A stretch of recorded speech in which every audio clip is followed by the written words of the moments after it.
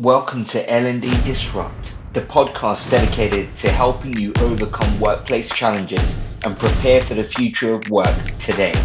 I'm your host, Nelson Sivalingam, and I'll be speaking with the movers, shakers, and path breakers in L&D who are reshaping their organizations right now. Join us each week as we delve into the highs and lows of work in the industry to get to the real nitty-gritty stuff that you actually care about. Agile L&D. You've probably heard of it, but what the hell does it actually mean? In this episode, Patrick Mullarkey, L&D lead at Snyk, shares his first-hand experiences of implementing Agile learning, explains why it's worth doing and how to manage the change in your organization, and how exactly to measure the impact of Agile L&D on your organization. Listen in as we demystify the buzzword of the moment and bring some real meaning to Agile L&D. Patrick, welcome to the show. Thank you. How are you today? I'm good, and I'm super happy to have you on the show. Especially because we're going to be talking about quite a big topic, which there's a lot of talk around this idea of Agile L&D.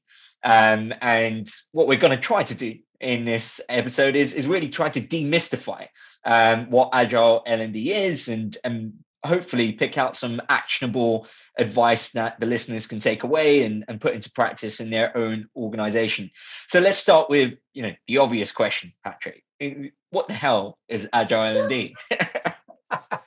Good question. Well, I think there's how to put it? I think there's a lot of good intent out there. I think, from fellow learning professionals and broader people professionals, HR professionals around trying to embrace new things or notionally do so. However, for me, there's kind of like a challenge or a misunderstanding around the principles of Agile and then applying them in the context of Agile L&D. But that's like a separate tangent or rabbit hole we might dive down in a minute. But if you ask me, what's Agile L&D? At its core for me, it's a learning offer that's humble enough and willing enough to iterate and change based around results, feedback, and not being a slave to a plan. One of our senior VPs of people, our execs, loves to say, it's a cliche, but the plan is not important, but the planning is. So using the approaches from the capital A Agile mindset and methodology, the manifesto around the rituals, routines, the roles, I think is really, really, really valuable and important. And then just realizing, and this is where the tension I think comes in for what Agile L&D could be or should be, is around just realizing that your notional sprint plans and your intention can go in all sorts of different directions depending on your feedback on what changes in the context of one sprint, and how and where you kind of pivot and iterate from there. So for me, Agile L&D, as I said, is kind of being willing to iterate, move, ship, get stuff done. Done is better than perfect is a motto for us here at Snyk in general anyway. Ship it is one of our values, but being willing to done is better than perfect, iterate around feedback when you hear and see it, and being humble enough to realize actually your planning is important, but the plan necessarily isn't. The route you take towards an objective or destination is going to be varied and have highs and lows, not just from a project management perspective, but as well from an emotional expertise perspective. I guess that was a bit of a monologue. So yeah. No, I'm going to ask you the same question in a different way, Patrick, which is, what's not Agile L&D? Right? Let's paint the picture of what the alternative approach looks like, and that might kind of inform us of why we might look to Agile L&D in the first place. Yeah, a Gantt chart would be my short answer. But what it's not is kind of planning out line by line, not minute by minute, but hour by hour, day by day, over a 2-3 month period, for example. I'm being a bit facetious in the Gantt chart comment, but accepting that your course or your route to an objective or destination can be plotted out over an extended period, I think is nonsensical. And I think as well, that's for me, when I've seen people in the best intent, and people listening to this might be able to see this, but I'm not doing a praying action kind of the best intent, is that they kind of get caught up in thinking about, oh wait, hang on, but if there's all these items in terms of what we're looking to do in terms of our backlog, where are we going to like ship or map this out? Some of it just you can't plan out or foresee around how priorities change. So when it's not agile is when people get either emotionally or I suppose how to put it, professionally invested in certain milestones or aspects that they're keen to share, because in their own mind they're not comfortable with the ambiguity sometimes that an agile approach brings. The irony is, if you just lean into it and manage expectations around you with others, around actually, look, we don't know what the roadmap to get to the destination step by step is, but I can tell you for the next week or two, this is it. And we will get to the destination, we're confident. Mm-hmm. So you've given people that assurance around, okay, you don't know what the plan that every single step is, but you're planning for success anyway. That gives people the assurance to go with you. And that as well gives you the kind of space and breathing space to think, actually, look, there's some things we can get done. Then if others fall by the wayside because of change of priorities, that's okay. You just reevaluate, reiterate what you need to do and when, and then you can just change course. Like, I'm fortunate. I work in an industry where I'm surrounded by developers, so that is it's their way of life. So like when I say to them, look, okay, this is our objective, but I'm not going to give you an estimate beyond the first 2 to 3 weeks of what this might look like. And even the closest I've come to doing anything like that might have been like a mirror board with one post-it in it for a whole month saying, this is the objective and output. These are the risks or issues here. And I think a lot of learning functions aren't operating in that industry, that space, that sector. And that sometimes that means you're having to go counterculture to the organization you're in. And I think sometimes you've got to take a step back and say, hang on, wait, is that going to resonate or work here? Like, it's not just about kind of taking the learning function with me or my peers, but can I take the business with me on that route? And then suddenly that's a different like set of skills and questions around stakeholder management, presence, deliverables, that you're kind of asking that are beyond like an agile thing. But these are all like great skills to have. So I hope this is coming across I'm not trying to be judgmental or patronizing in any way of anyone, but I think that does matter around, like, I work in a sector where I'm trying to speak their language, trying to keep up with them. Right. I don't have to win them over to help them understand what the notion or the approach of like agile in general is. It's ingrained in them. It's the other way around. Whereas like when I think of previous organizations I've worked in, it like rationally, academically, stakeholders understand it, but they haven't experienced it. So suddenly there's a separate angle there you've got to take people on a journey with.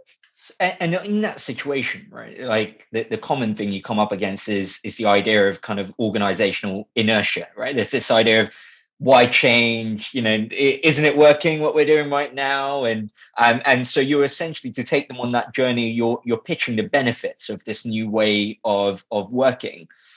So what are some of those benefits, right? If I had to kind of break it down, I work in the L&D profession. I'm considering, do I move to a more agile way of working? Fundamentally, what are the benefits? What do I gain from that shift?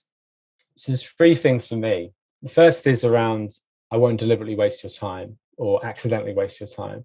So we can find out pretty quickly whether there's an alternative route or deliverable that might get us the solution or objective we need without having to kind of go whiz bang deep dive like we might with a waterfall approach. Secondly, around in terms of understanding the scale, how things can scale quickly, and actually you can fail in terms of failing fast and trying to find solutions quicker. You won't just say save time by not like loading up on loads of investment around like a certain program, a certain iteration, a certain outcome, but you actually find things that actually you can use quicker. And then finally, I think like this might sound a bit Machiavellian or cynical, but like it gives a sense of output from a stakeholder's perspective around, it gives them something tangible to work with and understand. If you're saying, look, I'm just hypothetically speaking now, rather than like, let's create some sort of experiential leadership program that's going to solve this challenge that all this manager population are facing. With an agile approach, you might find actually, well, bringing them in terms of design and the sprints we do, we might find actually the solution we had in mind has no relation to the problem at all. And suddenly, like I say, when you're like having those type of conversations from a stakeholder's perspective, in their mind, they can see movement outputs, even if they don't have something tangible to show for it. They can say, wait, we're better informed, we better understand our direction around our learning offer. It makes sense why we're not going down this rabbit hole of this solution or this solution. So there's a PR element, I'd say, as well around. I mean that in the most earnest spirit around. Wait, actually, look, your solution that you had in mind for this problem, actually, it's not going to provide the silver bullet you think it is. We've got alternatives. We've tested them already. We've got feedback. We can iterate from the feedback and go on. So those would be some of the benefits I'd see from it. Yeah, I love that. And the idea of kind of failing fast, we obviously hear it a lot floated around in the startup and tech space, but it's not so commonly adapted or adopted within organizations. And there's a bit of stigma attached to failing in general, especially if you said failing fast. And this kind of notion of, right now they could be spending 6 months putting together a training program that is going to fail anyway. And the idea of failing fast is, well, why not break it down and get it out in 2 weeks so you can, if you are going to fail, at least you can learn about it sooner. In an organization where that culture doesn't already exist, this approach to trial and error, learning from mistakes, what are some of the things you think L&D can do to bring that culture in, that culture of kind of failing fast? Yeah, I think that's a really, really good question. And it's a tough one. And I'd say in the first instance, you might have to accept you might not ever be able to support that transformation. We don't operate in a silo. We operate in like a collective in functions in the people area and broadly beyond. So in the first instance, you have to like accept the limitations of actually, you can't just be an island. But you can be like a positive force in terms of, I'd say, there's something around resetting expectation, even language around, if you were to say to a stakeholder in that kind of environment, we're going to fail fast, we're going to fail really fast, I'd be alarmed for them. And I wouldn't blame them if they were like flipping out. But if you reframe and say, look, we're going to like find our favorite mistakes here that cost you money, and we're never going to repeat them, to help inform what we do differently next time. There's something around understanding what are kind of, I suppose, what are your stakeholders' needs, and giving them the assurance around how and when you're going to deliver on them. Now that might mean, and again, this might come across as Machiavellian, I hope not, if anybody's hearing this, but like keep in mind, like have like a sense of empathy, like exercises around empathy mapping and stuff like that, I think are so valuable. And then persona mapping, and just keep in mind, okay, even if you're adopting an agile mindset, if you're worried about like not just informing or educating them around that approach, well, why not just do the approach anyway, but reform it in a language that they can kind of resonate or understand with them. Mm-hmm. So it's not as jarring, you're having to do two kind of comms plans. If you kind of do the alternative, you're having to, one, get them to understand and buy into like an agile approach, and two, then having to like deliver on it. So there's a kind of two aspects there. Whereas instead you can kind of like gradually take them on the journey. Now I think there's like lots of debate. I hear lots of debate around that approach. It's kind of a capital A agile or bust, basically, around you've got to make it clear about how you're distinct, how you're different. I mean, there's no wrong or right way. My preference, though, is to, like I say, from a position of empathy, get those deliverables and outputs in those first few sprints out the door to create a sense of momentum and buy yourself some time, frankly. And then they'll get assurance from whatever you're kind of like trying to position yourself that actually, look, I might not even understand Patrick and the team's approach, but I can see there's positive outputs. I can see there's movement there. And then suddenly that's kind of like stakeholder management 101, quick wins, build trust, and then bring them on a change journey. But I'd repeat that point at the start. We don't operate in a silo. So, and I've made that mistake in my career as well. Like I've made plenty of mistakes where I've like kind of gone in thinking, I think there's a better way. And there might have been a better way in a different organization, but you've got to have the humility to realize, no, maybe in that environment, that culture, you go from, I've seen it like it's not a scientific example, but like I saw a consultancy put something on their website, like there's the weirdness index of when you go from being a radical to like kind of like an outlier in an organization, like in terms of your approaches and mindset. They just use it like I said, it's not scientific, but like you keep that in mind, is like, what do you want to be? Do you want to be like a complete outlier who like kind of does not give a sense of assurance to a stakeholder, or do you want to be more of that, I suppose, revolutionary type who gives them the assurance without kind of giving them the anxiety? Yeah, again, I feel like I'm monologuing here. I don't know no, Patrick, that completely makes sense, and it reminds me of something we call the kind of fish out of water problem, which is that the fish here is typically the training program or the content, but often L&D forget about the water, which is the wider context and the organizational culture, right? And you know, we all know what happens to fish out of water, and you're not taking in, when you don't take into account, you know, job roles, how you do things, how you speak to each other, you know, how you deal with mistakes and how you approach trial and error. All of these things influence how that learning experience is going to be delivered and received. And then often we don't take that into account.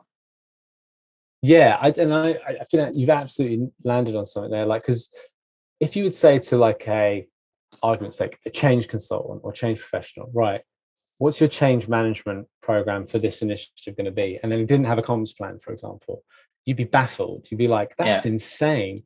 But if you put that lens over like a learning initiative, like, do you think it is essentially a change program? In form of that phrase. And like we talk about it a lot, like some of the teams I've been in, like kind of you assume, take, like, this isn't complacency, I hope, or it doesn't come across it. Assume the experience, that we'll call it the learning experience, in whatever guise that means for who's listening or dialing into this. Assume that's going to be brilliant. Just assume that's going to be brilliant. Let's be frank as well. A lot of it will probably not be it won't be like hugely original necessarily. There'll be some fantastic stuff. Sure. But if you don't get the wraparound around it in terms of a comms plan, in terms of experience, in terms of where people know where this is going more broadly, how their management, their leadership knows where they're playing a part in it as well, it's probably going to like have an amazing moment with a cohort or group in a room stay or like an environment or as part of their program, but it'll fall flat on its back in terms of actually changing anything. We talk a lot, like I'd say we spend more time around design of a comms plan than we do on, say, traditional instructional design in general. So Patrick, I'm listening to this, I'm an L&D professional, you know, I'm bought in, I want to try it out, I want to go agile, right, with how we do L&D. What do I do first? Like, how do I even start, I guess, in an agile way, start testing agile L&D in my organization? What are the first few things you'd recommend I do? I would that's great question, because I would say, first of all, like, go easy on yourself in terms of like, there'll be a lot of anxiety around experimenting and trying to get stuff done. I know we talked about failing fast, and it's very what's the word? There's an element of bravado sometimes around that language. Right. But if you're trying it out for the first time, it can feel like a high wire without a net. So two things I would suggest is like around, find multiple mentors or points of contact you trust.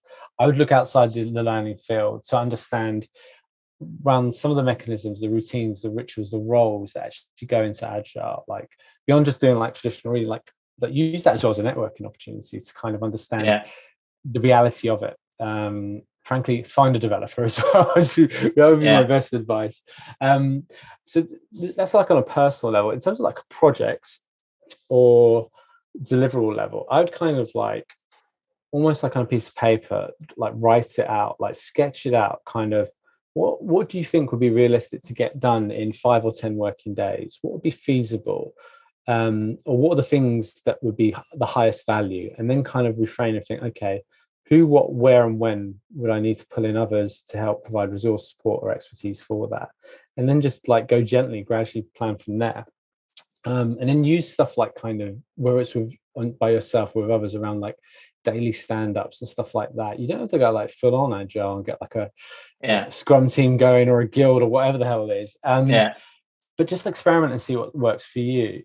But you can keep yourself honest in terms of, or keep yourself honest, that's the right phrase even, but like you can take assurance around, if you kind of speak to others who have lived and experienced this, to kind of get like the lived academic commercial experience of like an agile roadmap and rollout for projects. Right. And on the one hand, if you just experiment on yourself or with others, and you can then actually like do some practice. Actually, well, again, is this feasible in my organization, my role? Do I have the confidence in myself as well? Like, am I comfortable doing this? And the final point I say is, we mentioned about stakeholders earlier, and this is to be like, everyone's got their own kind of measure on this in terms of relationship with their manager or senior leads.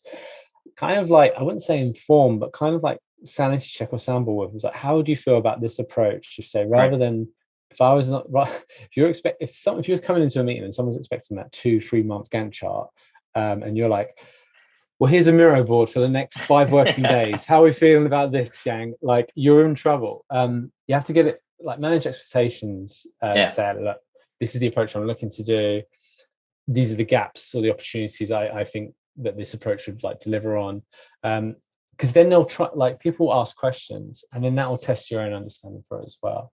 If I was as well, sorry, one other thing, like, there's tons of good reading out there, but like one of the books that like really kind of resonated with me, or a couple, was like Checklist Manifesto. It's not necessarily agile specific, but I think there's some great practices there to keep you honest in the context of an agile approach. Scrum as well, I really enjoyed that. And like, that kind of brings to life some of the realities of trying to implement this stuff in orgs, even orgs who are should be receptive to the approach. But there's tons of resource and stuff out there to kind of experiment and explore with. We spoke earlier around kind of failing fast, but how do you know when it's working, right? Because I asked this question because often, everyone, I imagine, wants to deliver value and drive impact in their organization. But often, ironically, what we find is people are not actually measuring for impact. So you would never know whether you did actually have an impact on the organization or not. And so how do you know if it's working, and what should you be looking for? In the context of like an agile approach to learning, you mean? Well? I guess Agile L&D, we've tested this out. We're running a couple of 2-week sprints. What is a good indication that we're going in the right direction and this is working for us? Yeah, good question. Great question. So I'd say like a shorthand answer would be like, what have you like cancelled? What have you like kind of found from your initial testing and feedback? Actually, that isn't relevant in terms of what we're looking to deliver, doesn't resonate or isn't useful. That you probably will shed some stuff that someone said to you, this is really important. But okay, what if actually you haven't actually found you've done any of that? Are you able to say to kind of your stakeholders, look, we better understand the problem we thought we had at the start of this has been refined, and I'm able to, like, maybe in a formalized problem statement, I can re-articulate it now in a different way. So even if you don't have, like, say, outcomes or benefits, you're redefining a little bit or refining your understanding of the problem at hand, the challenge you actually look to deliver on. If it's, I would say, like, I'd question if it's static, if it's exactly the same after a fortnight or so of like kind of like doing user feedback sprint sessions with them, or design thinking sessions with them, say, doing some empathy or persona mapping, I'd question whether like you're speaking to the right people and having enough of like a discovery approach or mindset to your work. Because if that's the case, then great, then surely you kind of could just ship a solution pretty quickly. But I would argue that's like never the case. I just think it's assuming so much that you get to that place. So I'd say first off, like, that you're shedding deliverables, like, that's not essential, but I find it's a common characteristic within the first week or two. Actually, wait, for argument's sake, we don't need an e-learning module, we need something else, like something that's actually practical, relevant. Right, actually, that great, save tons of cash on doing that over there or whatever, brilliant. So you're either shedding outputs, or you're redefining or kind of revisiting what is the actual problem at hand. And that as well, again, we're jumping around a bit, but kind of circling back around taking stakeholders with you. Imagine that, picture that for a moment. After 2 weeks of working on a project or problem, you said to a group of managers or leaders, look, two things. One is, I've saved you money over here because actually the thing you wanted is not going to solve anything. It's just like kind of like a waste of time. Two, the problem we thought was at hand was this, but actually our people or our commercial elements or whatever it is, it's redefined now as this. What do we think? This is the basis of my thinking. You're showing up with solutions. You're showing up as well with like critical intent and insight that perhaps they hadn't realized. Now, again, this is the high wire moment where people are saying, oh, wait, hang on. I would be telling the business then about actually what I think the problem is. No, you would be telling the business about what the business is telling you the problem is. They perhaps aren't close enough to. So yeah, a long way of saying shedding outcomes and starting to redefine or refine your understanding of the problem. Makes sense, right? Almost the motto is maximize impact, minimize waste, right? And that's what this kind of iterative approach does. We're going to move into my favorite part of the show, Patrick, which is quick fire round, where I'm going to fire some questions at you and you could give me a relatively quick answer. So are you ready, Patrick? I don't know if I'm ready. Nelson, you got your work cut out. I feel like I've been monologuing this whole time. This has been brilliant, by the way. I'm loving it. But keep going. All right. My first one for you is, how do you learn, Patrick? How do I learn? I put more emphasis on my network and the communities I'm a part of, and conversations than I ever would with like a resource and experience or anything like that. So mentors and my network are like absolutely critical. Beyond that, like the formal avenues of like books, resources, videos, YouTubes, podcasts, etc. But I'm one of those individuals who takes a lot of emotional value and resonance from experiences with that like are based on a relationship and trust as well. So my network and relationships are critical to me even progressing and move forward. And likewise, I hope to be of service to others in that sense. Cool.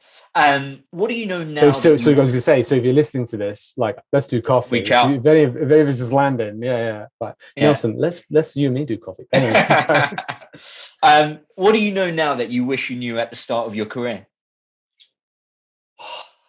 Brilliant. This is the best free therapy I've had in years. What do I know now? I would say two things. No one dies doing what we do. Like a bit of a heavy quote, but a former colleague, Amy Pace, always used to say that to me. No one dies today in learning. And two, the other thing is 2-3 months time. Like if it's a mistake or an issue, no one will remember it because you will have tried to fix it or someone will help you fix it.